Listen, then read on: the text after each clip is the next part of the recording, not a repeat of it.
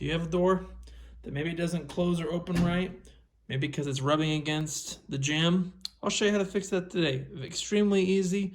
Let's jump into it. So think of your door as two rectangles that are basically parallel to each other on the sides and the tops, or should be in this case, because all the door is it's just a rectangle hanging inside of another rectangle. So if either rectangle is not square with each other, maybe one's cattywampus one way or cockeyed another way, that will cause rubbing and friction and therefore make it a pain to close or open the door.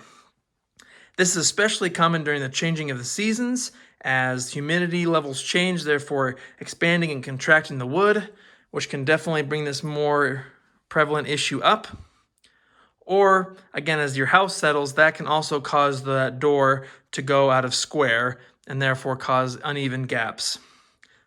So if you take a look at your door here, you should see a consistent gap all around the door. So as you can see here on the top, pretty consistent gap, everything looks good. And then here on the right, it looks pretty good and consistent.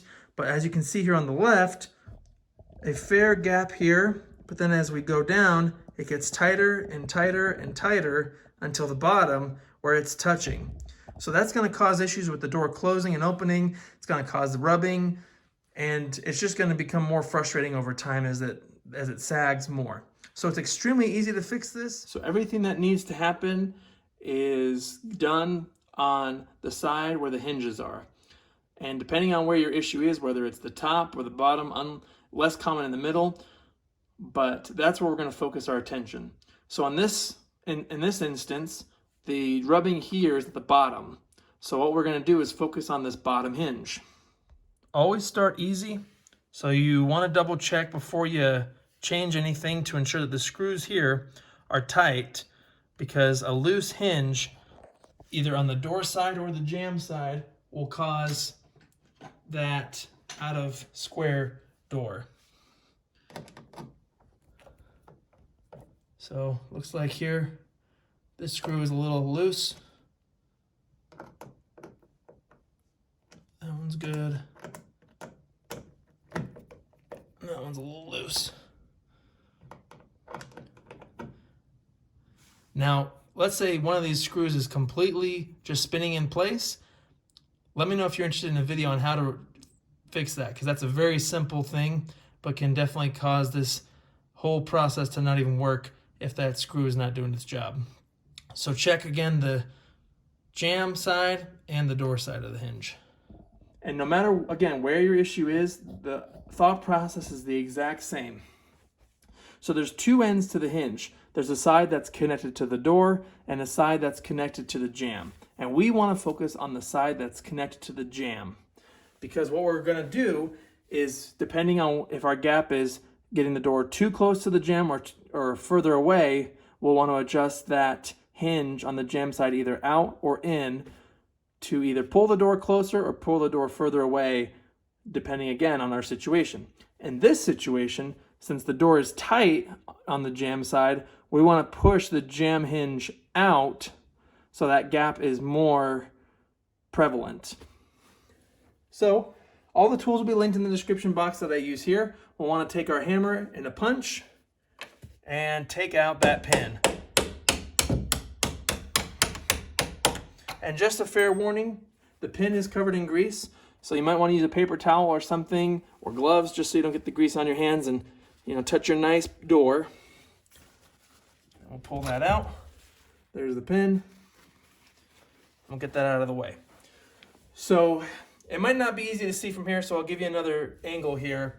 But again, one side is connected to the door. We're going to completely ignore that.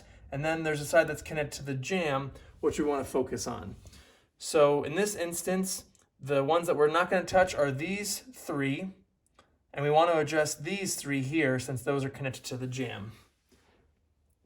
So the easiest way to do this is to shim or put some blocking in the door where we want to make more room. That way we know how much space we need. So instead of trying to explain, let me show you. So right now our gap is too small. So to get the gap where we want, let's create an extra pair of hands. And I like to use a deck of cards because it's extremely versatile in terms of how much gap you want. So let me show you. So with each card, you can create different gaps. So let's say we need a gap that size, or a gap this size, or maybe a tiny bit smaller at this size. These cards we can stick between the door and the jamb to hold that gap in place that we want. It's going to be there's going to be some fine tuning, but it's a solid hack. So let's start out with something small, because again, I want to maintain the thickness throughout the entirety of the door. I don't want to have it so wide on here that it makes the top messed up. So let's start with that. That looks pretty big. So I'm going to maybe move this down a little bit. How about that? So here I have my makeshift shim in place. Now let's take a look around the door to see if it looks good. Make sure we're not creating more problems in another place. And as we can see, everything looks pretty consistent. I don't see any places that we've now made tighter. And I think this looks good. Quick tip for you. We're going to be obviously playing with the door here, moving it out and over the place. So just make sure you don't have your extra cards near this where your work area is, because if and when the cards fall out, you don't want to misremember the amount of cards. Obviously you can, I guess, count how many cards you have there, but just to make it easier, if the deck of cards falls that you've created as your makeshift shim, you don't want to misremember or miscalculate and have to keep rechecking. So that's a tip here. Now all we want to do again is focus on bending these hinges that are on the jamb side, and we can either use some water pump pliers, which I would strongly recommend putting some electrical tape on the jaws just so it doesn't mar up your hinges, unless you don't really care about that. Or you can use what I prefer, an adjustable wrench, just to save you from having to worry about marring anything up. So now we just focus on bending these three to get us in place. Because really now, our shim is telling us that this is where the door wants to be. So we just want to line everything up here and get it in place. And if you want to, you can even leave your pin in so that you can adjust one at a time and the pin will fall through and make it easy. That's the way I'm going to do it. Now let's start cranking away. Actually go this way.